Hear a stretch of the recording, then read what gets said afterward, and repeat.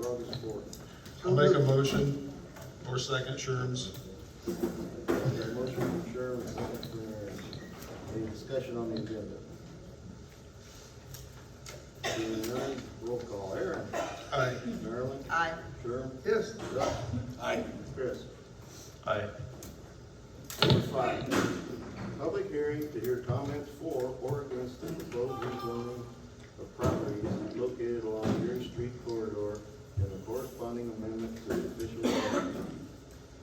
And hereby call this public hearing to order. Did we receive any written comments?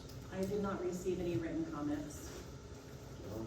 I did not receive any written comments either. I did get one phone call from a gentleman today, asked about his neighbor's property, that she got a neighboring letter saying that she lived 200 feet. She was worried that her house was being rezoned. I told her that that's not the case.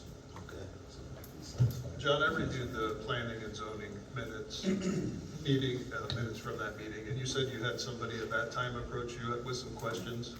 Has that been addressed? Yeah, up on First Street, same scenario. Okay, okay. They were outside of the zoning area, it was neighboring property. They were worried that they were being rezoned. And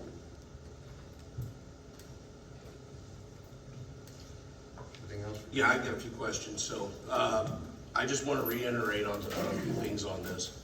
So I just want to be very clear that every existing resident, if it needs to be rebuilt after a fire, tornado, or flood, under the proposed zoning, can you kind of explain how what's going to happen there, if that were to happen?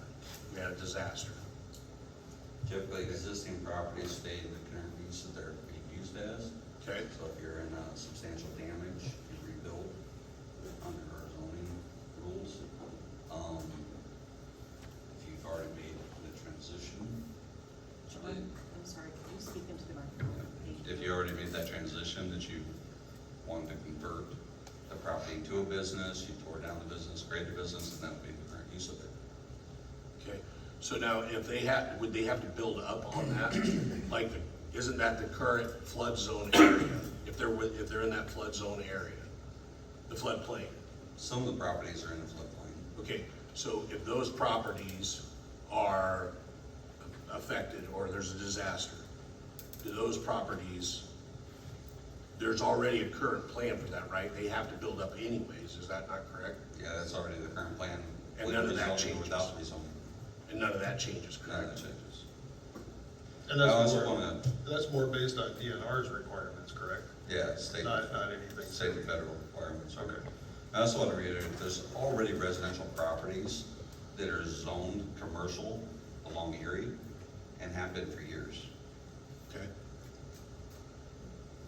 So when the zoning commission, and I was at a few of these meetings, but when the zoning commission brought this recommendation forward, what was exactly the reason for it? It had been brought up a couple different times, in conversation with past council members and zoning commission and other residents of why don't we do this? Through the process of the comprehensive plan, it was discussed again as being brought up, so put together a proposal and move forward with it. So there wasn't one particular situation. No. Was that part of the original comprehensive plan then? Or is it just part of this one? It was a discussion in the redirection of the comprehensive plan. I remember it was in the original, was it 2012 plan? I know there was a redesign proposed in 2012 to completely redo the South 6th Street area. Okay. With like sidewalks and bike paths and stuff, but that never happened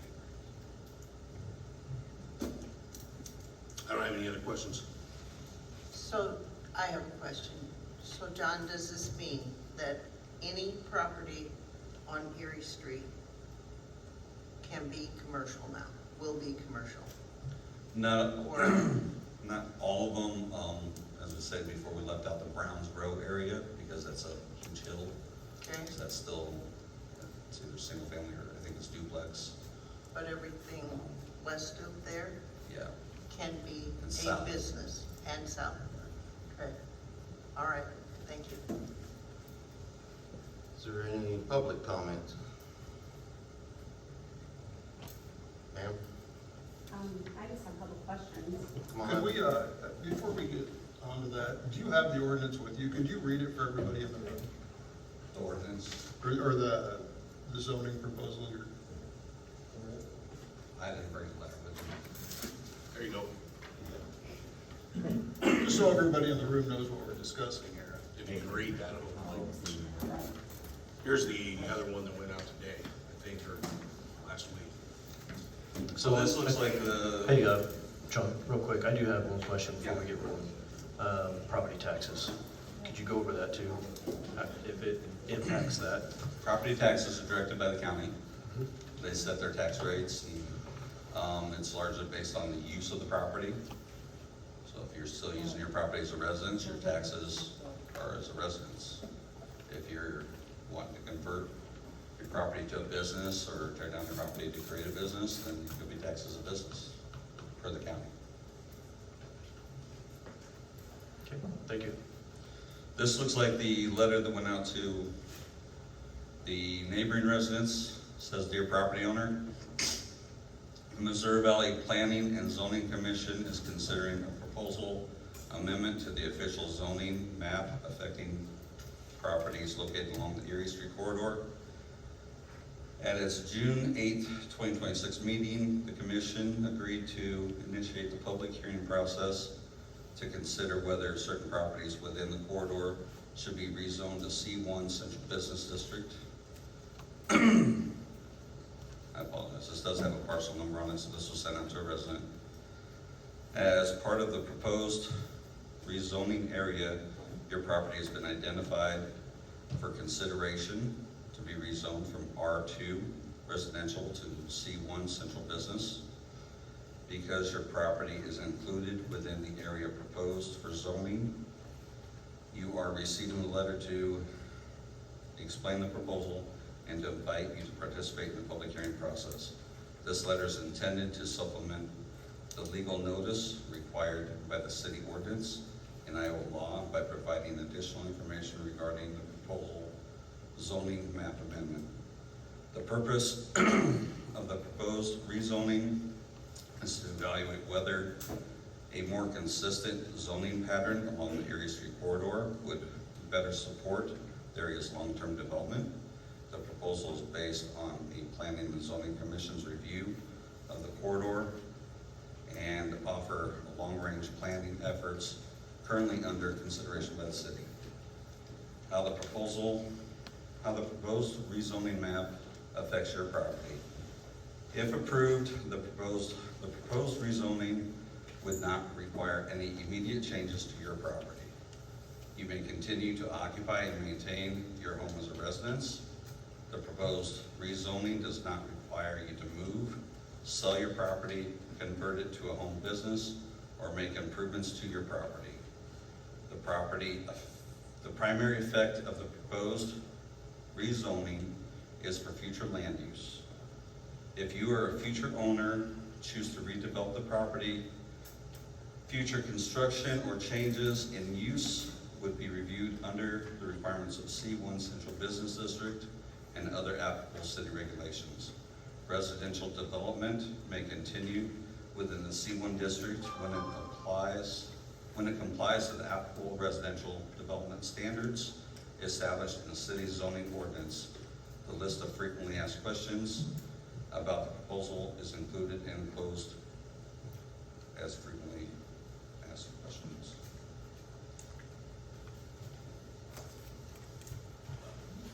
Okay, And just briefly, what is the proposal? Going from where on Erie to where on Erie? How many blocks to the north or south? It extends approximately from the gas station on the east side, from Erie to the tracks, and on the north side from Erie to what would possibly like the alleyway between Erie and Huron, or half Okay. that block, down to the come and go. Why do you just run from like the Willow Dyke to the come and go? And then we extended up First Street, from Erie to Huron. Okay. Because And there's those already three, business on the west side, not on the east. and those three houses already have that designation, correct? Yes. Okay. What about the houses between 7th and 8th Street on the south side? Those are already commercial. Okay. So John, on the, this other letter that was sent out, there was a map included. That's the fact sheet. What's that? That's probably the fact sheet. Yeah. Highlight map at the bottom. I That just- map just displays what the total central business area would look like, not the properties that are being affected. There's properties in that are already business. Okay. All right. It's just, it was really difficult to read.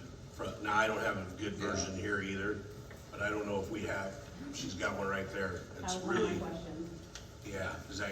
it's, so I don't know if in the future when we do something like that, it could be better. I don't know. It was. There's also a full list of properties affected on the website.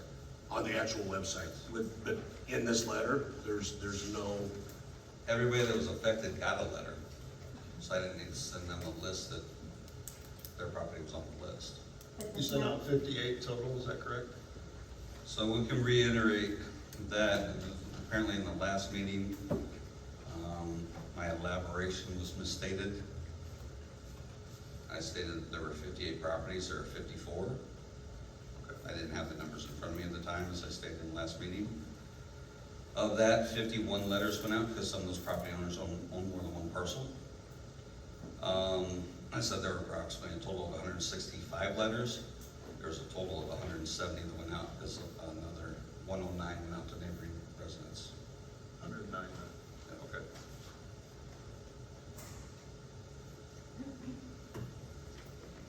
Can we let this lady come up? All right, let's open the floor. Is there more phone Terry? numbers from the council? Short, sorry. It's all right. Could you just state your name? Yes, my name, can you hear me okay? My name is Terry White. That was kind of one of my questions. So one of the letters that I received, I'm not included in the area that is to be rezoned, but I'm within 200 feet is what the letter states. And that was kind of my first question is like, first of all, I got this letter on Friday. It was mailed out on the 28th, postmarked in Omaha on the 30th, so I didn't receive it until Friday. And then I started reading through it, and for one, the map, and again, this is just, it's small, like, Yeah. and all of the actual cross streets are like cut off. You can't read what streets they are. So I was kind of trying to figure it out, but 2 days, didn't have a lot of time to dig through it. So it was just hard to read, it was small. There's no legend, like I wasn't sure what the yellow versus what the blue means, and couldn't see the streets, and so I was trying to, verify, because if I'm within 200 feet, I was just trying to make sure which, I'm assuming the blue is residential then? Is that correct? Is there blue on there? Because I couldn't even see that. Yeah, there's like yellow The That look- yellows just indicating what the central business district covers. that is Or will current, cover that would cover in this proposal. in this report. Okay, and what is the blue?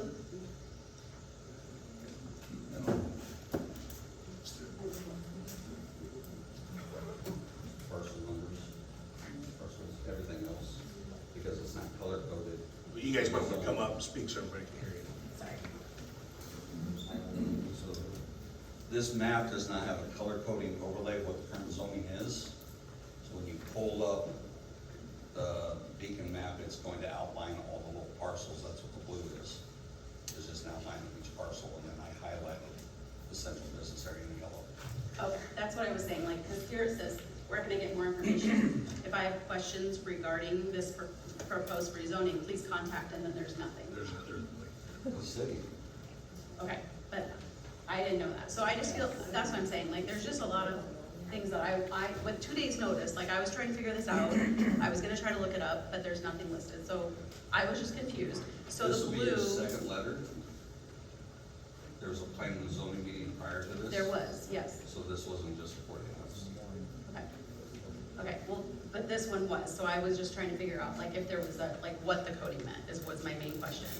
And then my other question. I agree with her too, Oh. John. I had multiple people come to me about this letter, and I'm not saying it's bad, I'm just No, telling you. I'm just asking. You know, it was hard to read, and it's a little confusing. So, I agree with what she's saying. And I had people come to me and bring this exact paper and ask me those questions. And then my other question was, so you mentioned earlier that, so if this proposal goes through and they would rezone and anything that is currently residential to a commercial property, that, in the way that it's worded on here, it says no immediate, no changes, it does not require the property owners to immediately change the use of their property. But then does that, can you just clarify for me? I think you said it, but I just want to make sure I understood you.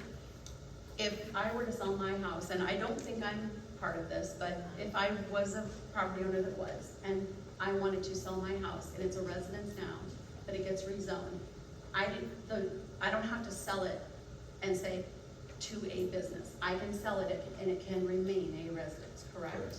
Okay, so it's just saying it's in that zone, but it does not have to be turned into a residence if I choose to sell my house like 10 years down the road or whatever.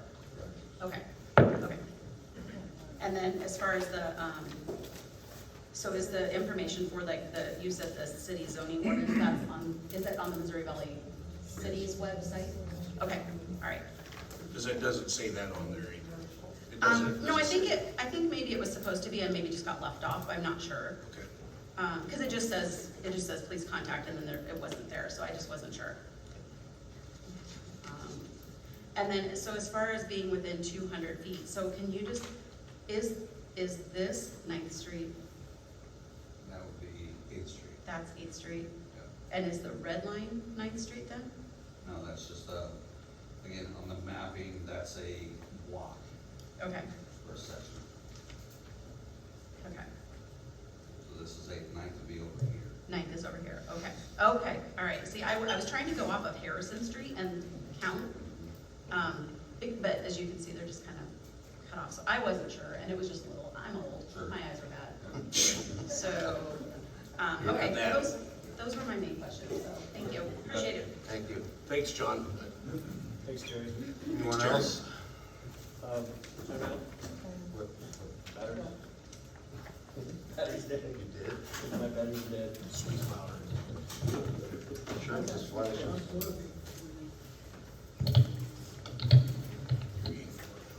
Thank you. Hi, my name's Cheryl Hellstrom. I have some questions too. When you were talking about why this came about, is there like a big need for commercial property? Because I know there's a lot of empty places all along there, businesses that are sitting empty. I think the city needs more residential than commercial. And another thing, what you said about the taxes being, Harrison County, I looked up the Iowa code, and commercial, you start losing all your credits for being a homeowner if you're turned over to a commercial, where commercial property pays 95%, and Harrison County's already overtaxing us as it is, so I don't see the value in the benefit for. So again, to reiterate, there are two different types of zoning. The county holds one zoning of what they do your property being used as, and that's your tax base. The city zoning is how the city wants you to use your property. Well, but this is just. And it confuses a lot of people, it confuses realtors all the time, it confuses homeowners, specifically if you have something that's county zoned and the realtor's looking it up and they say, well, this is a commercial property, we can sell it as a commercial property, but it's got a house on it. And the city says, no, that's residential property. That's not what I read, so. The other thing, you said, you had, I didn't go to all the meetings and everything, that's my fault. But is there a huge need to take over that area? There's not a huge need to take over the area, there's a huge need to look to the future of Missouri Valley, and what can the city become? What is the future vision for Missouri Valley, for the future development plans? So there's not an immediate need to take over an area or to redevelop an area. It's what does the city look to be in the next 10, 15, 20 years? Does some of that have to do with, just to help you out here, a little bit to do with, Highway 30 eventually becoming part of the city, correct? Sure. Because right now, that's Highway 30, even though it's Erie Street. It's, my understanding is, we don't, it's still the county takes care of that, right? Or the state? State, I'm sorry. State has to go all over there. Not all of it. Not all of it, but, 11 foot, center line over, 11 foot center line over. yeah. The rest is ours. But when and if the bypass goes in, that's all ours.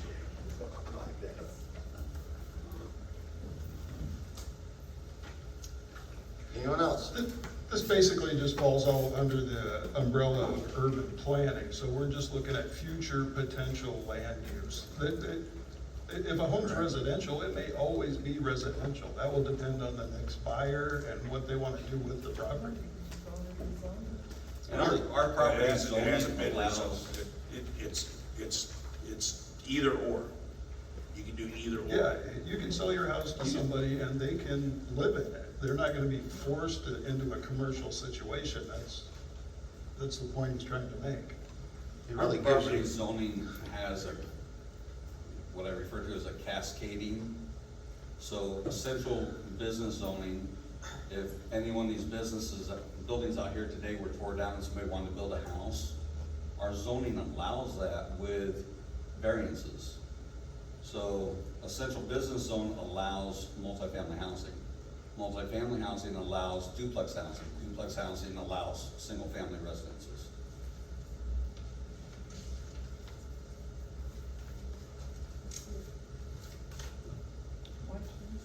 You want to explain the vocabulary, what variances mean, since you and I have had that issue with, A variance would be, that we're going to, we understand what the current rule is, and we're going to deviate, move away from that rule with a hearing discussion. You have a meeting with the Board of Adjustments, Planning and Zoning, and they say, yeah, we think it would be appropriate to put, if this building right out here were to be tore down, no, we don't want a single family house there, or, yeah, maybe it fits. The zoning allows for that drop down. So you still look confused. Are you worried about the taxes or what? Well, the taxes and what's the purpose, really? What's the if you can still have it residential, then what difference does it make? Somebody else that buys your house might want a shop there. Yeah, but somebody else might want just a house and not have another huge building come up next to their house. You know? that's what I want to know. Your home's been in business for years. You told me that it is dual code, dual zone. County never heard of that. I have called. Nobody, I've never seen anything that says I dual. told zone. you that your business, your house is zoned as essential business and it's being used as residential. And Okay. that's the appropriate use for it. Let's say the That's person what's right been- west of me decides he's gonna tear his house down and put a machine shop up there. Now, commercial, they could build right up to the property line, right? Yes. So that guy can put a machine shop right up next to my line, not leave the 5 foot they have to have for residential, right? Correct. So who has, is it mine? Do I get more power than him and you can't do that, or I'm screwed because you've got commercial now? Yeah, but No. in your particular situation, today's meeting doesn't change that, it's already there. But it impacts everyone else. I think that's the difference. If you look at the setback Let's requirements. have one conversation at a time, because we can't. To me, it's And just, I think it needs to happen up here at the Yeah, podium so you that got- we can hear it. is there anyone or else, to Ray, if transcribe you in wanna the come minutes. up? I'm just worried about somebody building next to me, a machine shop, and right on the property. You say they can do that now? I'm saying they can do that now because that's what the zone on your lot right now. Where you're at. That's why I didn't get a letter for anything. Right, because your property is not being rezoned. You would have got a letter if you were within 200 foot of a property being affected, and you're probably not. Obviously, I'm against it, because now you're gonna let a company or a business build right on my property line. They were gonna allow that 5 years I ago know, to happen. but then we need to change something. If there's a house there, you shouldn't be able to build a business right next to the property line. That's not part of what's on tonight's. I know, Correct. but that's gonna be what it's gonna be for the whole Erie Street and everything in the future if this goes through. You could have a house here, and they could build a shop or a wastewater treatment plant right beside you. And boom, right up to your property line. There's nothing you can do. Because you're rezoned. Anyone else? Quick question, the C1 commercial, what he just stated, isn't there a certain type of businesses that are not allowed? There is, it'd be businesses that are appropriate to essential business districts, so. And a not wastewater plant industrial. would not be that, Yeah, and it can't be industrial, correct? correct, It cannot be industrial. right? It cannot It'd be an be- office Does building that or- help a little bit? No, it doesn't help you in the future, no. I know. Because that's my house. Well, I understand And that about could change the, with a variance. no, I This understand council about could give the, them a variance and let him put it there. so I understand your issue about the property line piece, but as far as the industrial side, does that help? You can't build an industrial piece. You can guarantee that? Well, according to the zoning, you can't do that, right? So, A shooting range next door. That would be inappropriate too. so, Can I- Lori? Yeah. I do want to talk about the setbacks, because R2, which is residential, and commercial have quite a bit. You're talking to the microphone. To your point, for example, R2, you can take up, what is it, 30% of the lot space? Correct. Commercial, you can take up 100%. So not only is there no setback requirement from front, the side, the back, you can take up 100% of the lot, right? For the setbacks, yes. And when we talk about businesses, they can be a pawn shop, they can be a liquor store, correct? Correct. Yes, okay. We're also skipping the sections of the code that state that a commercial property abutting a residential property has to have a barrier section. So they wouldn't be able to occupy 100% because they have to create that barrier. How much would that be? I don't have this on me. Okay. My main questions come from language from the letter. So the letter specifically says that the Planning and Zoning Commission reviewed the corridor and other long-range planning efforts currently being considered by the city.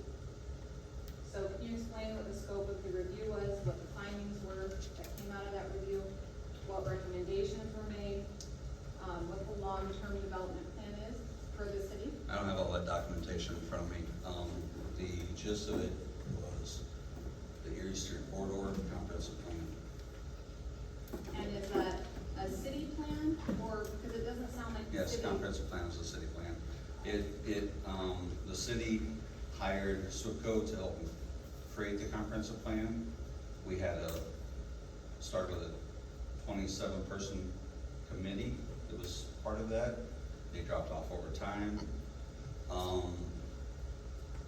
Comprehensive plan helps the city secure additional funding from sources that you've looked into the future and you've developed some type of plan for the city. So there was over a year of the meetings back and forth with SWPCO, public hearings, public meetings in here, public hearing for the planning and zoning, and then that passed on to the city council, where there was another public hearing and then approved. But is the city, so I understand there's a plan, there's been a plan that's made, but is it a city plan or is it private owner plan? Because is the city intending on going and buying these properties from individual people, or, and then developing it into something, or are individual people keeping their property and this is happening to them? Individual people keep their property owned. I would think that we're Because taking you're saying property it's a away. city plan, so I'm. It is a city plan, so as we look at future land development, future buildings, future production, does that fit with the comprehensive plan in the future of Minnesota Valley. So this comprehensive plan, if I go get it, it's online, the city's It website? is online, yes. It will include all the details about the Erie corridor? No, No? it'll, not specifically about the area corridor, because this came out of the discussions. So the Erie The planning corridor plan came out of the discussion, but is not included in the actual long-term plan? If it was included in the long-term plan, it would all be implemented. Okay, this is very confusing. And that's okay, because that's what we do here. So And thank you Lori, for your time. one reason for the comprehensive plan, we're kind of required to renew it every 10 years. Yeah, A lot of times if a new prospective business comes in and looks, they might ask the city to see, can we look at your comprehensive plan? Because they want to see a plan, and they want to see land use, same with applying for grants. The comprehensive plan. the comprehensive plan is great, that we should have one. But what I'm saying is there's so much confusion around the Erie corridor, and we're saying that in the letters that are being sent out, we're saying this is the result of all of this planning, and we have these plans, but then you can't actually provide anything. And it could very. It's all online, it's all provided. Can you email all of that to me, or where can I find it? On the city website, Okay, that's the what? No, I know what the city website. citymissourivalley.com. Where in there? It'll be on the resources page on the Okay. building department.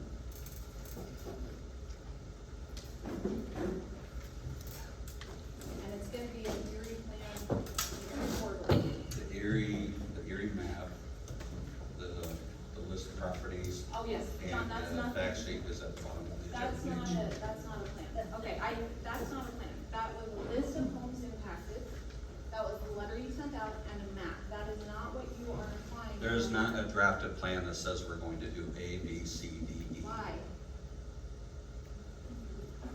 Thank you. You're welcome. Anyone else?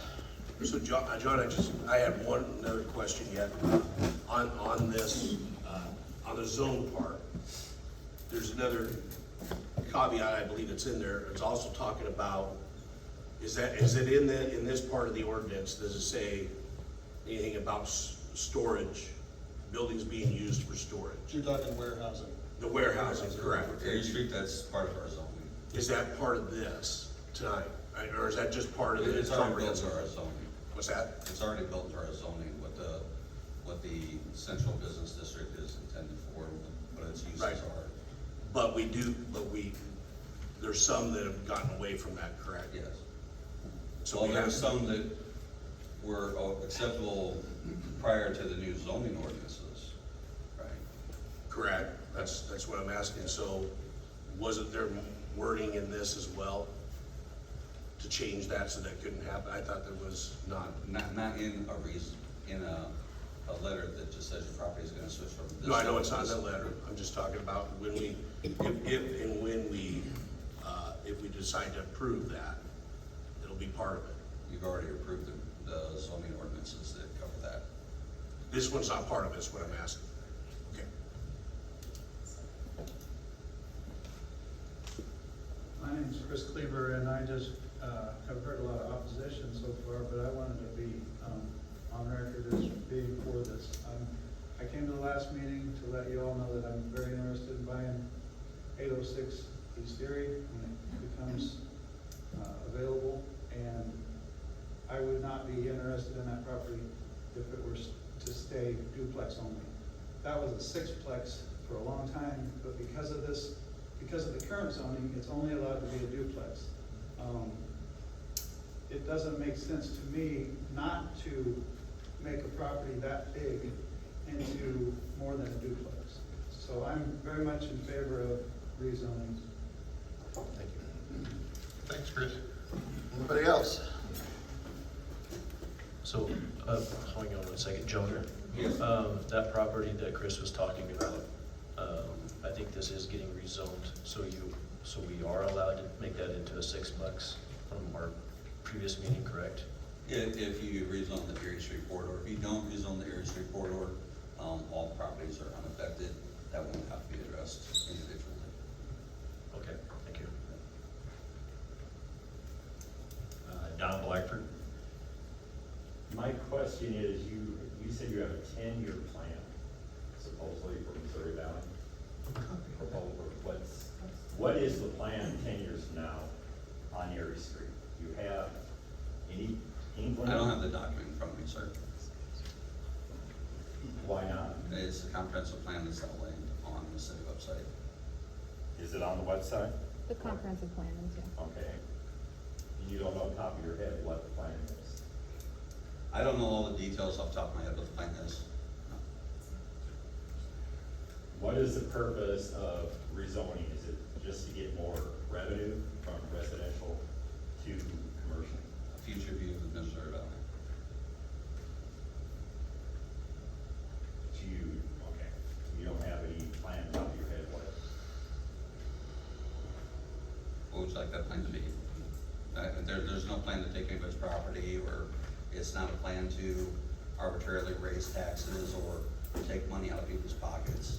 It's just to redesign the future layout of Missouri Valley. What is the layout? Change Erie Street to business. Just zoning only? This means it is.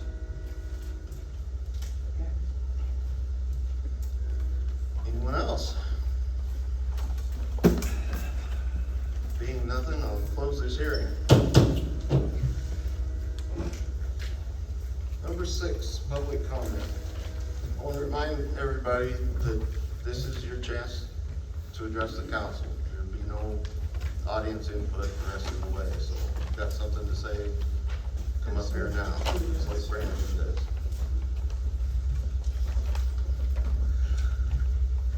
Evening, council. Hey, Brad. Yes, sir. I've got I know I'm not on the agenda for tonight, so I'll get it is real quick. So, last week I sent everyone an email, repairs and corrections required at the fire hall. I sent a checklist and numerous pictures of stuff that needs some attention. I had also sent some to Rich and to John. If I briefly had talked with Turi about the situation as well. If there's a way we can put, example, like a 30-day turnaround time on this or something, so we can get things going. I know that's what would have been done to me or to anyone else if stuff was not done correctly or poorly or incomplete.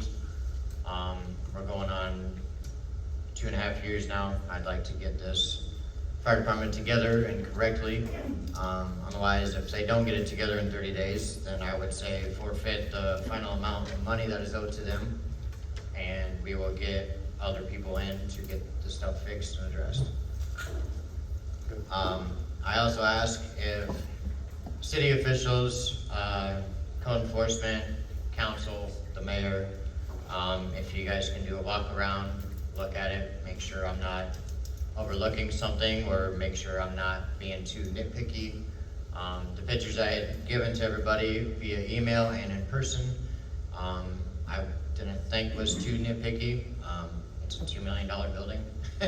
I would think that the union trades would do better. I'm union, I'm in the operators union, and we know better. We don't leave messes, we don't treat things like that, and That's not union work. That tin work It's is a chaotic. hatchet job. it's like as if they hired some 20-year-old kid to do everything. It You just could have looks handed a boring. monkey a mallet, a screw gun, and some self-tapping screws. and It's a being panel of addressed. tin, and they would- We're working with the engineer and Rocky, so we'll get it fixed. Understood. Okay. Any questions for me on that? So I want to make a quick comment too. So, July 7th, we had a council meeting Yes, sir. to talk about this, right? And I was completely against of signing it off. On the 8th, you and I, Fender, we went to the fire hall and we got on top of the roof. And I actually forgot to bring the stuff in. It's actually still in my truck, of the stuff that was still on the roof. So standing water in the gutters, everything.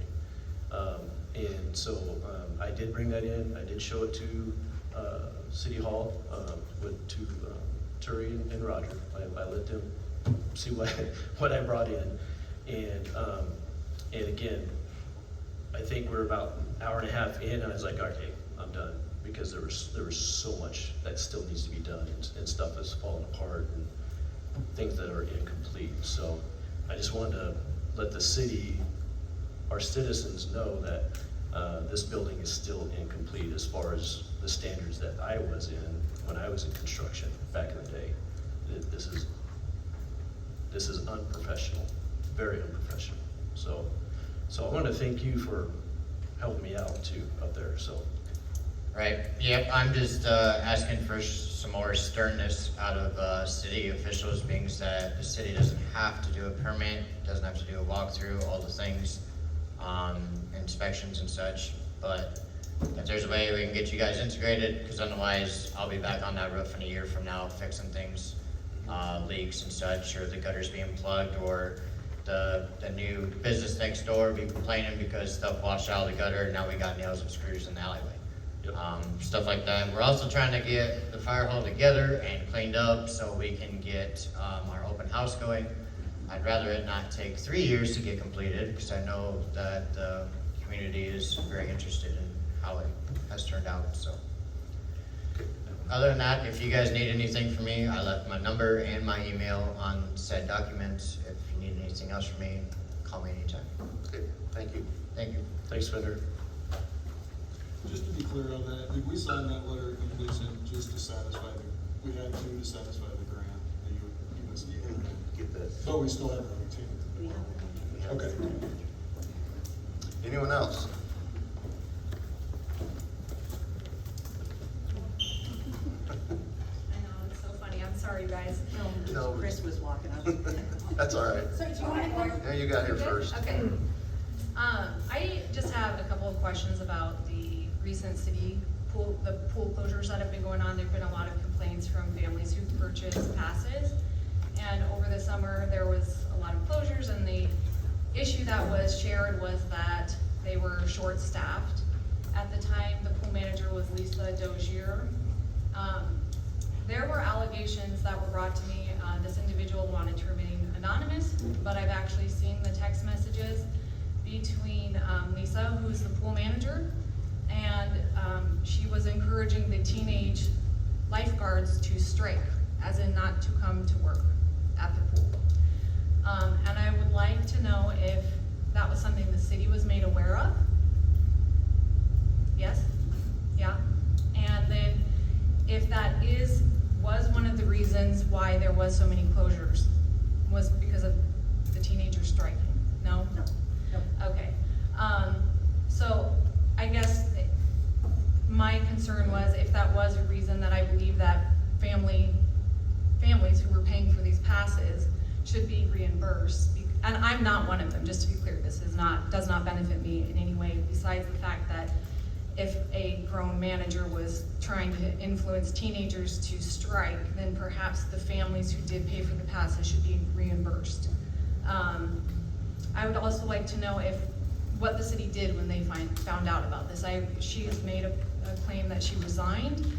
Was she allowed to resign, or was she terminated, and will she be allowed back after doing something like that? She resigned. I don't know if she'd want to come back or not. I'm not asking if she wants to come back. I'm saying after doing something like that, would she be allowed to come back? Because the city hasn't said anything about this, so nobody knows. I think that would be on a as per happens basis. We can talk to her about it if she applies next year. Okay, that answers my question. Thank Okay. you. Thank you. How many total closures were there this season? Too many. Too many. That was half of my complaint. We pay a lot of money for. Sorry, can you say your Okay. name? Oh, my name is Chris Baxter, sorry. Figured everybody knew me. That was half of my complaint there. We pay a lot of money for pool passes a year, which I get it, helps support the pool, to keep it here. We love it. But there's been a lot of broken promises. We'll go swimming tomorrow. No, we can't because the pool's closed. And my other concern that really concerns me is near drownings. And and they do not know how to handle it. There was a near drowning, kid was drowning, everybody blew the whistle, they saved him, but they did not go any further. They put him on the side, did not hand him off to anybody. The kid's sitting there screaming, crying, and it's like, he needs to be handed off to somebody, checked to see if he inhaled water, any of that stuff. Do they have a protocol to call There should be. EMS in a situation like that? Because there's dry drowning, there's lots of other concerns to even think about hours after that. I mean, Was there a parent there? there was a parent there, but he finally came over, Okay. but The parent, what do you say, the parent what? finally came over. Where And was, then where was the parent before? sitting on the bleachers, talking on their phone, Oh, you know, things. I How mean, not old paying was this attention. child? Yeah. Probably 7. okay. And they said, well, we talked to him, they said he was okay. Well, that doesn't mean he's okay. But then a couple minutes later, I'd say like 20 minutes later, he's underneath the slide doing somersaults. Right. And I said to the lifeguard, I said, you see what he's doing? You guys just saved him. Yeah, And he's jacking around underneath the slide. yeah. And she goes, well, I can't tell a parent how to parent. That is absolutely correct. That sounds But reasonable true. to me too. Yeah, But true, but you need to follow the rules. yeah. They need to follow it. They can't swim, arm's length. That has been a rule at the city pool forever. And I just don't think, we have young teenagers running our pool. It's not safe. Gotcha. We need an adult there. Chris, how many closures did you encounter with the kids I down there? didn't count them, but I would say at least 10. A dozen roughly? Yeah, 10. I'm with on Facebook, they were saying that, close a couple days to give them a day off. I'm in favor for that, but not on the weekends, because that's when people work, can go with their kids. Well, we know we have staffing problems down there. Yeah, that is, We hired everybody that applied, that's all we can do. We We're gonna started work with- on it next year, come up with some different incentives, maybe improve how many lifeguards that we have. You know, if you've got suggestions, bring them on. I mean, I got plenty of suggestions. For one, we need an adult, Yeah. not just an 18-year-old that allows kids to run in the bathhouse and run around. And we got a lot of behavior issues down there too. Sure. So I think that's why we need an adult, not these young teenagers, because they can't control the kids. So that's fine. So I truly think at least a half refund on the pool pass, because we didn't get use of it. There was a lot of days we couldn't have use of it. Okay, Thank you. thank you. Thank you. Thanks, Chris. Anyone else? Ray? Yeah, Come on up. couple of things. Okay. Since I went to the city Ray Longer, I asked about my water bill. I've generally used less than 2,000 gallons for years. Last 3 months, it's been 6,008, 6,004, 6,002. And I was told, well, I asked when do I stop paying? I got people services out there, check for leaks, there's no leaks. So I asked the lady what to do next. Her question was to talk to the council. Second one is, last meeting you made the remark that we're proposing to selling the property above Cullen Heights. The proposal, did you bring it up? We had the public hearing. Oh, yes. Yeah. But I didn't see it noticed in the paper that you were selling. Oh, no, there's something that has arisen in that. So we actually haven't finalized the paperwork. So we're still we're gonna go back to code and do it according to the paper and We're what? go back to code, like the code says, twice in the paper and then sealed bids. Okay, that is not something that we have to do, right? Okay, I that know was the that you commercial, I talked to you the disagree. first time about it. You said, Terry found a way to get around that. No, I didn't. No, I'm not. You said something about getting around the code. No, not What getting what around. code are you using to discount 99% of the town? So one person to bid on a property, but 99% of the town don't get a chance. What code or what magical paper are you using? I will get that information for you. But we do not have to advertise it for sale. If someone comes in and makes an offer, we can consider that offer. We can accept that offer tentatively. Then we have to hold a public hearing. At that public hearing, it would be a time that someone could come give comments for or against But if selling nobody the knows that property, it's or for sale. also make an additional offer. But if nobody knows it's for sale, it hasn't been put in the paper that he's selling this lot, how does the rest of the town know? Just by word of mouth? I don't know, like, Aren't you you gonna can see it look in the up public city hearing properties announcement? on- No, it just says that we're looking at the process. You don't explain that in a public hearing, you do not say that you're taking bids to sell that house. And I think the council ought to take a look at that code. I don't know how she's getting around it, but you ought to take a look at the code. It states what you have to do to sell surplus property. There are 3 or 4 ways to sell surplus property. Well, I'd like to see it if you got it. Oh, okay, I'll get them for you. okay. Okay, thank you. Thank you. And no talking after any meetings after this? Pardon? Yeah, we can't make any comments after this? No, Is that legal? Yes. sure. I don't have to allow this by law. Look at the court, look at the court, you know, but Okay. you may say some of the cycles, we need to thank you for it later. Or it may go the No, other it's direction just, too. it just gets out of hand, so. Anything else? Nope. Anyone else? John?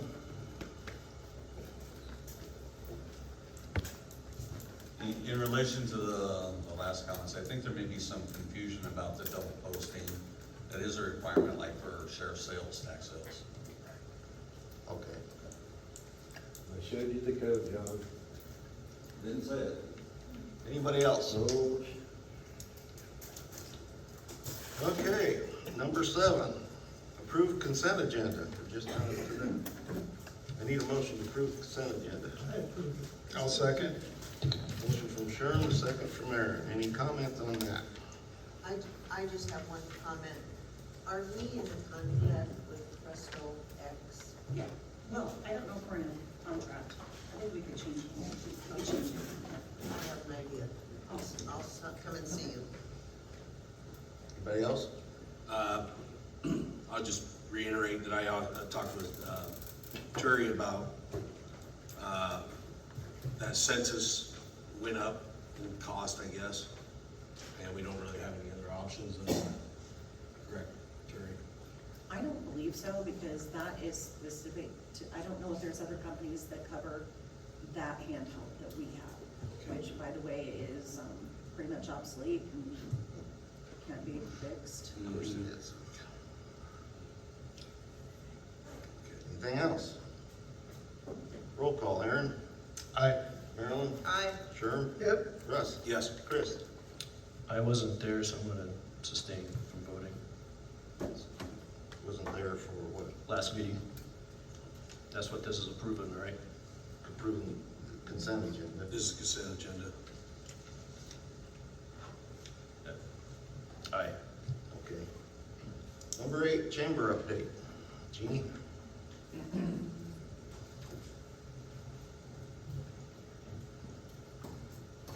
Jeannie Wortman, Missouri Valley Chamber of Commerce.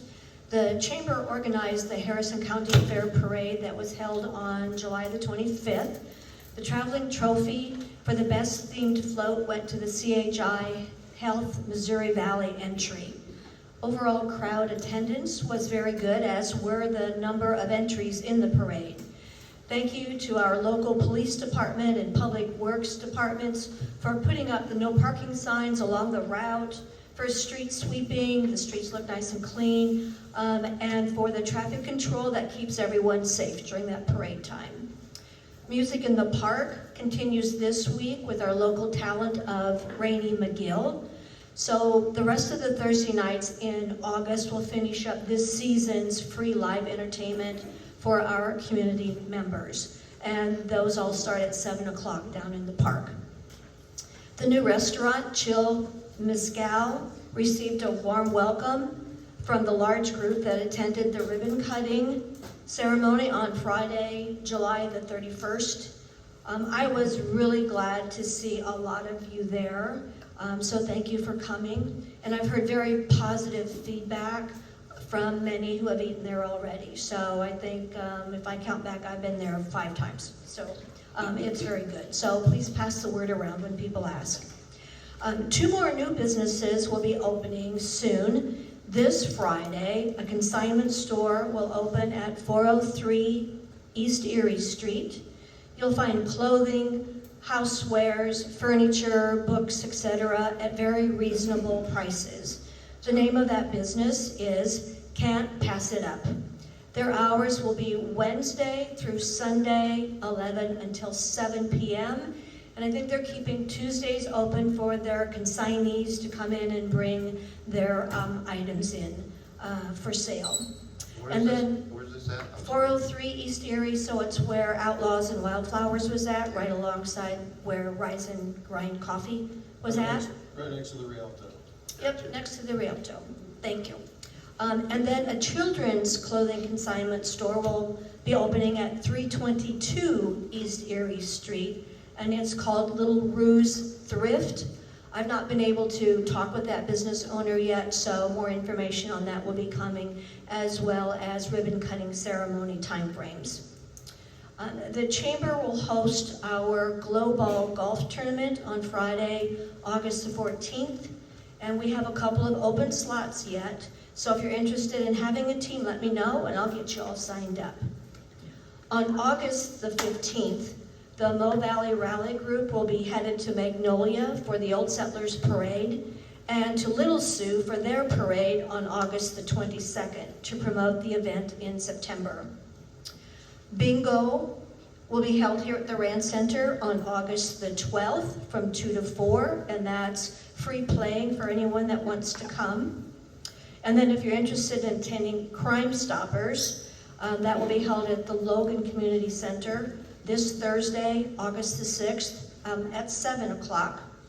And then some other things that are coming up. We do have the backpack program for school on August the 15th, and that will be held from 9 until 1 o'clock at the United Methodist Church.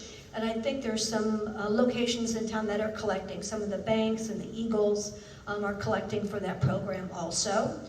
And then Tuesdays in August at the Rialto, Woodman Life holds their movie nights. And so if people bring in 3 non-perishable food items or a monetary free will donation, they can attend the movie. I think currently we're seeing Superman here in town. So take advantage of that. What was the date on that one? Every For the movie night? It's every Tuesday in Every August. Tuesday, okay. Yes, okay. And then the Mo Valley Rally does have 2 8x4 banners that we would like to put up to help promote the Mo Valley Rally. The location would be the same area that the Drifter Fest put their banners up on along Highway 30, which is still the city's property. So I'm asking permission if that's okay to do that this year again, and they would likely go up later this week. You bet. Is that a yes? Yes. Okay, all right, thank you very much. And then lastly, I'm just going to close with, on August the 19th, there will be a public information meeting here at the Rand Center put on by the U.S. Army Corps of Engineers, and this will give an update on the old missile site base and the concerns for the TCE contamination. And the public will be allowed to come in at 6:30 to view the maps and the charts that they have available, and then the program of information will begin at 7 o'clock that night. So I think it's a good thing for as many of us that can to come attend that. Questions for me? So we get when the engineers are gonna be here. I'm sorry, Yeah, the date the engineers are gonna be here. August 19th. Anything else? Thank you. Thanks. Thanks, Gene. All right, number 9, library update.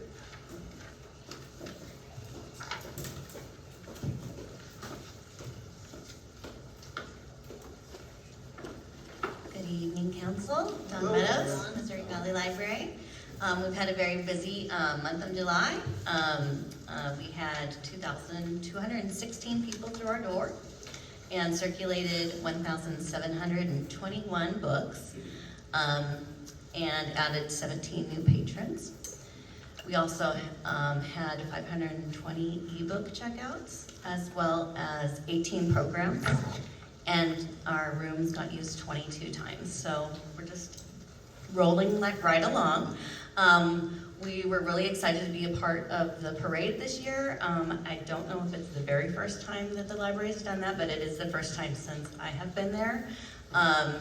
We didn't have a big float, but we were really happy to be a part of that community event. You had great costumes. Thank you. So coming up, we have some different events in August and September, just kind of looking towards the fall.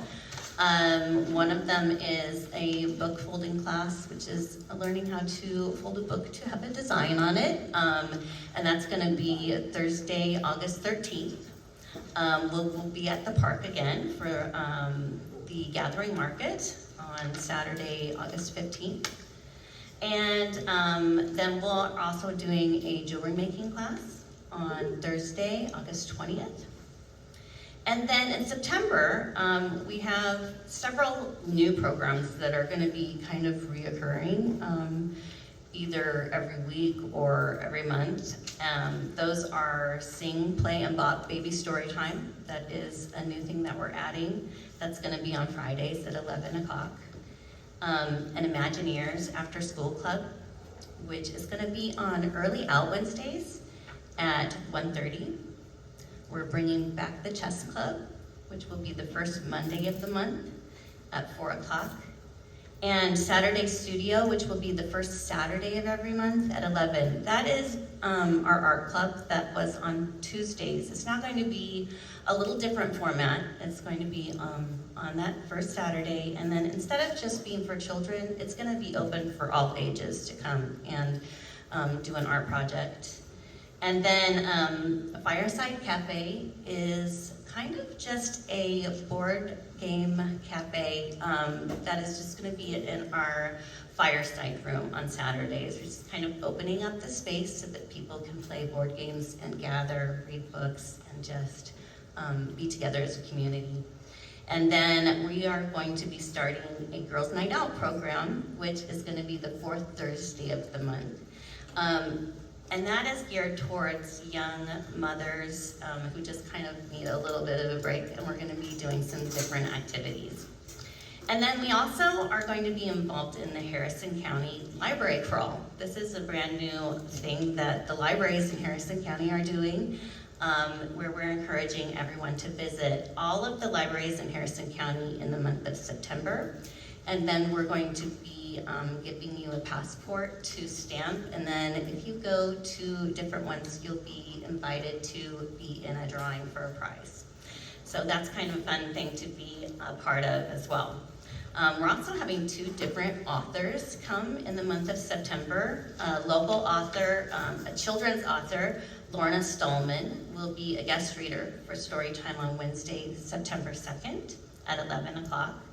And then another local author, Bracinda Bloom, will be doing an author visit on Thursday, September 16th or 17th at 6 o'clock. And her new book is called Harrison the Traveling Squirrel. It is a book about a squirrel visiting different places in Harrison County. So it is a community book. I think it's going to be a really fun event for both children and adults. So I'm really excited to have her come and talk about it at our library. And then lastly, we are going to be doing a paperback book week, Monday, September 14th through September 19th. And that is, it's our book sale, paperback books. We just have a lot of books in our book sale, so we're gonna do $1 a bag, and hopefully people will come in and get it very full of paperback books. So that will be a nice event too, and I think we're going to be doing a drawing for that as well.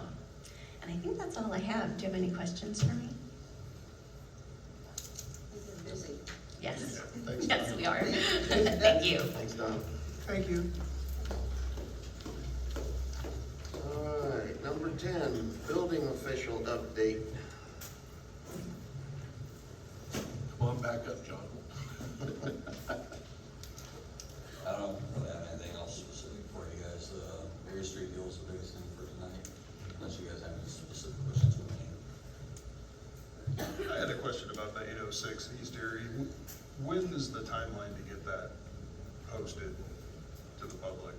I was hoping for some direction from the council about what kind of conditions are you guys wanted, but I think maybe it'd be best if I just draft something up and email to you. Okay.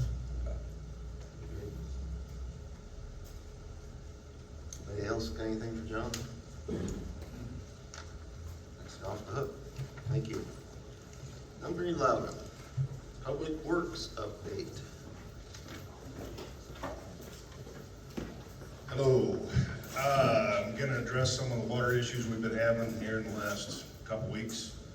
Out of the 4, one was a main break, the other 3 were water services. The last one was, 213, I think, Northwest, ended up being a water service. Boros taking care of it today. Can you define water service? What does that mean? Water service is anytime you tap into a main. From that tap to the homeowners, which will actually go from the tap to the curb stop to the home. Everything from the main is the resident's responsibility. Okay. We're just responsible for the main. Okay. But going into it, sometimes you don't know if it's a water service issue or if it's gonna be a main issue. They tell you there. Yep. So, Okay, thank you. you're welcome.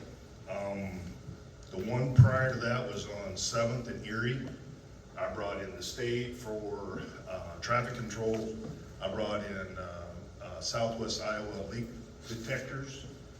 Of course, we had Moore's on standby to actually pothole the area, which we opened up. Found out it was an old service line that went across the street to the south, and we turned it off at the corp there. But whose line was it then? Nobody knows. I mean, it's been there probably a lot of years. It just was slowly leaking over a period of time. We just decided to address it, so.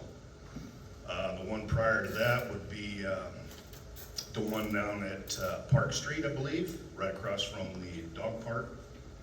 Actually, that was a plastic line which was done within the last 10 years, and it was a saddle that went to leak into a vacant property. It was leaking, the saddle actually fell apart. It rotted away, and that's what caused it to leak, and that's why it shot straight up in the air. The one prior to that would have been the one in Gypsy Joe's. That one actually was a water main. We just happened to make it worse trying to dig it and dropped off one of the old curbs we can think of. You know, they've overlaid it and overlaid it and overlaid it, and there was a concrete curb. As we're digging, dragging, it dropped and hit the corpse. That's why I'm so much in favor of having Moore's there to do the potholing. Because you don't know what you're digging with the backhoe. You can't fill that, not until it's too late. He can get in there and actually just narrow it down right over top of that, and then just clean out a spot that they can work in, close it in the way we go. It's So, amazing we're gonna- up here on Main Street. Yeah, We had a hole about that big instead of. a huge hole, yes. It's So so slick. we're gonna use him as much as we can, him and Boroff, with actually using the backhoe, or not the backhoe, but the pothole type of situation where they're taking a power washer and then sucking the mud and water out as they go. So it worked really slick. So, in the meantime, I've had a lot of people approach me about actually getting insurance for water service lines and service lines. Now, the last individual had it, either canceled it or is gonna get it in the next month. Doesn't do him any good right now, but it would've helped him in this type of situation. I don't know what's gonna cost him, but like I said, from the main to the curb shut off, and the curb shut off to the house is his responsibility. So, I think we ought to probably update something on the website to give him some paperwork on the insurance for any homeowner. So, we're gonna see a lot more of it, I'd assume. It just, that was a lead pipe, they call it a gooseneck, and it had a big split in it, so it's just a matter of time. Used to get mailings regarding that water. We did, we actually sent it out with the survey. So, and they don't know, you don't know unless it's coming in your house if it's lead. It's gotta be a lead core that's from the main. All of them got it, unless they went to the main to actually redo the piping to the curb stop. They're gonna be there, for sure. So, just so you guys all know, we have insurance for that through service line warranties. It's $18.99 a quarter. A quarter, A so every quarter. 4 months. We've never had to use it, so I don't know if it's good, but Good. we have it. I know a gentleman that I'm friends with, basically got like 4 homes here in town. I think it's cost him like $15 a month to do all of them. Yeah, So, it's worth it if you ever have a problem. like I now, say. they might have a situation to where they can't bring their own plumber in, that they might have like a suggested or a preferred plumber that they have. I've seen that, like people out of Omaha come in and do it, Yeah. which is fine, as long as they're getting the repair done, Right, you know, but Yeah. just to be aware, they just can't say, hey, Josh, come and do mine. No, they gotta go to the preferred plumber right. on certain cases. So you're saying the insurer has preferred vendors that they No, have? they might not. The insured or the insurance. The insurance company. Yes, Preferred- yes, preferred just like the vendors. body shop, you know, they probably have State Farm type situation, so. Right. Just to let them know, you just can't, hey, call them up, they might decline, deny the claim if that's the case. So they gotta go through the steps of what the insurance is gonna tell them. What if they know they have insurance and they just go ahead and get it fixed, and so you wouldn't have noticed? I wouldn't Just know. reimburse, send it in and get reimbursed. I've heard of that in the past, I don't know how it came out. Because they forgot they had the insurance, they fixed it, then gave one back, and it's like, oh, I have it. Yeah, so I don't know how it came out, I don't know. But, and the one up here on 6th Street was People Services anticipating the water shut down the next day for our water service on 7th. They were doing some massaging of the valves, just to make sure that they would work. End up breaking a curb stop, basically, that fed Kovar. And broke it, so they had to dig it. They finally got it on, and they're gonna actually put in another valve next to it. But it's gonna be a water shut-off just to them, so they could put this valve in. I was told the valve was ordered today. I'm just inquiring about it. I had nothing to do with that, but it is my road, and it is open, and it bothers me a lot, so. But I'll keep you posted as much as I know, but I gotta ask some questions, get them to tell me what's going on, so. So Covert's currently got water. They got water that night. Okay. Yeah, after they dug it up, but that was the only one affected was that, and that was a line right to that building. You know what size that line is? I wanna say it's a 6, but, because certain places have to have a big enough, water line for the sprinkler system, and it could have been that, and it just shut completely off. So that would explain why they had to order it apart, I suppose. Yes. Okay. They have to do a cut-in valve, so that's what they had to do. So is People Services taking care of the bill on that? And That's fixing what the we road? talked about today, yes. Beyond them. Yes, they weren't instructed by the city to actually do the massage of the valve, which they need to do the massage of the valve. That's part of the gig. It just happened, they did it at 5 o'clock the day before we did the repairs on 7th, so. But that's all I got, unless you guys got something for me. Now, that does include People Services paying for the road to be fixed? Correct. Correct. Okay. Correct. Okay, thank you. Welcome. The park looked great from the fair, Rich. Thank you. Thanks to you and your guys. Yeah, thanks for cleaning up after the parade and everything as well. Okay. Appreciate that. You're welcome. Good. Thanks, Rich.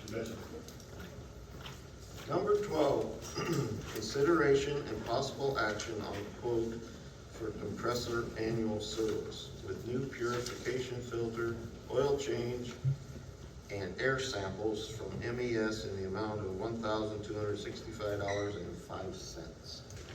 This is for a year? The annual service, yeah. Is it, I suppose it went up I last year. didn't even That's all right, I'm sure it probably did. Everything's small. Yeah. So, so real quick, this quote that's in our packet, okay, I can't read this. I can't read it either. So it So- was sent to me by a picture on a phone, and that was the best I could get it. Your fault then. No, this is on, Angel. Angel took the pictures and stuff, got the quote going. So this, number 12 and number 13, this is for our air compressor that fills up our SCBA tanks. Now that is for when we go interior and we got a mask on and such. So the one, number 12, that's for the pump itself to get service. And then number 13 is going to be for the actual tanks to make sure that they're good under pressure, the flow of it, make sure it's not distorted, that kind of thing and whatnot, so. Is this that part something we could put off till we're gonna get new tanks, right?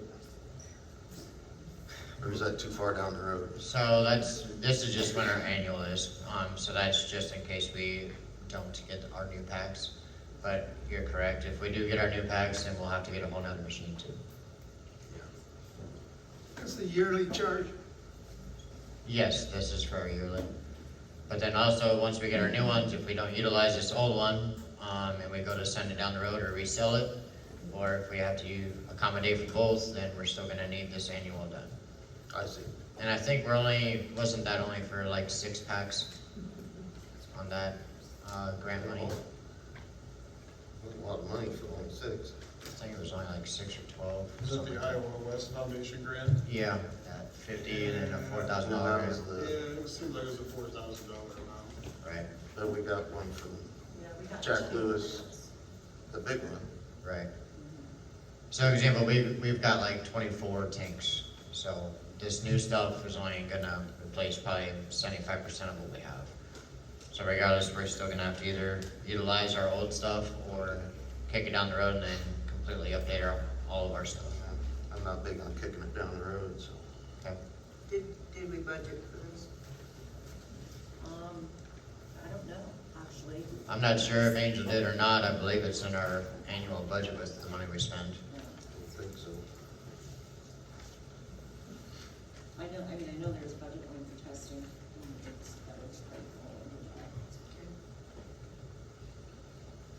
Okay, what do you think on the air compressor? Well, if it's needed, we need to have it, so. Yep.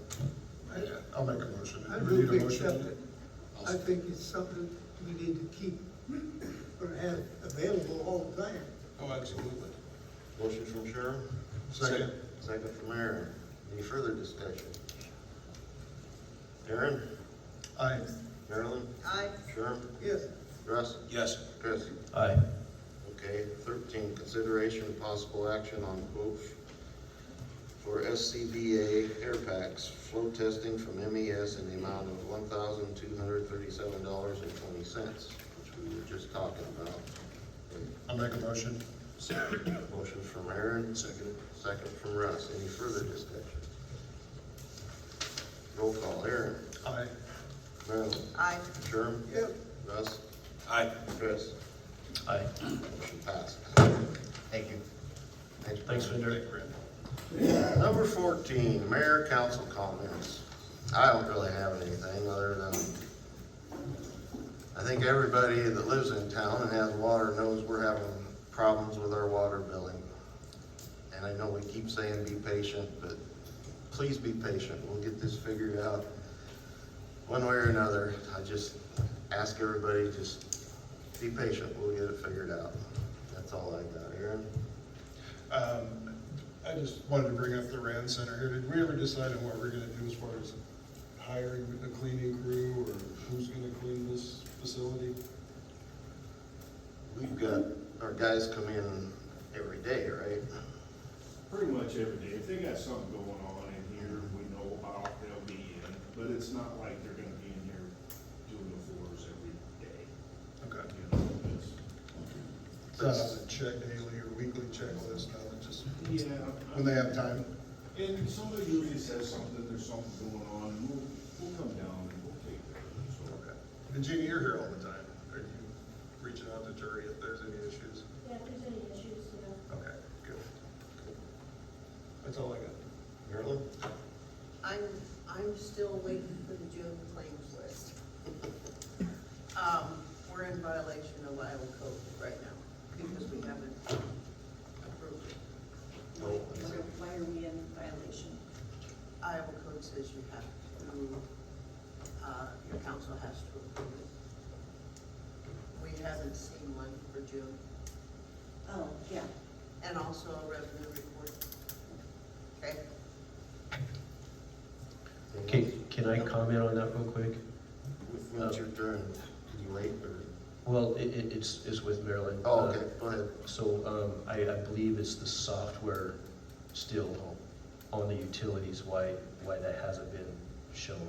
And, I've been kind of sort of working with the team, so we are trying to get that fixed, Okay. so. We need to approve it. Gotcha. Sure. Russ? Nope, just want to thank everybody that came out tonight. I know there's a lot of really big concerns going on. I'd like to see more people here. I appreciate everybody's comments, and just hope you have a great rest of your week. Okay. Chris? So yeah, the utility software, so just kind of get everyone up to speed. In April, they forced the city to do an upgrade. It was a very bad plan, did not do any kind of parallel testing or anything like that. And it has been a, you know, they say sugar on the iced tea show, right? This team right now, they are trying to get this fixed as soon as possible. I know it's been several months, but this software is, this is what I do for a living, is software like this and implementing and stuff. This thing's a joke. So they are trying to do everything they possibly can to get this fixed for you guys. So I just wanted to give you an update on that. No more audience on the comments during the agendas and stuff. When was that decision made? Was that just for tonight, or was that, first off, apologize for missing last meeting. I actually had to work in the office, so I had to go out of town for that. But I missed the last meeting. Was that decided last meeting, or was that decided this meeting? I didn't catch what you.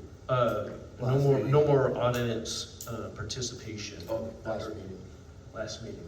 Yeah, you weren't here, that's right.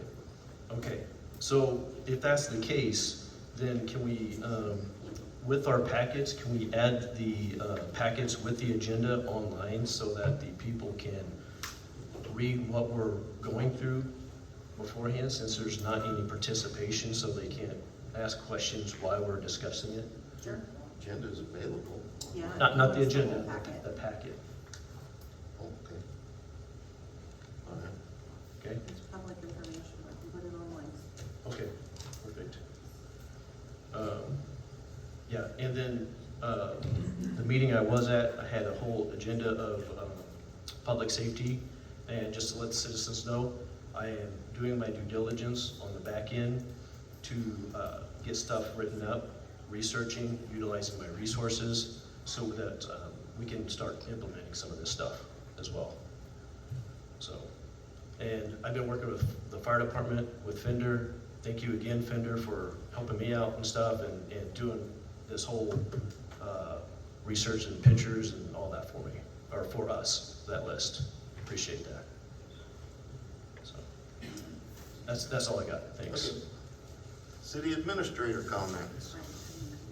No comments. All right, number 16, I need a motion to adjourn. Motion to adjourn. Motion from Aaron, second from Sherm. Roll call, Aaron. Aye. Marilyn. Aye. Sherm. Russ. Aye. Chris. Aye. All right, meeting adjourned.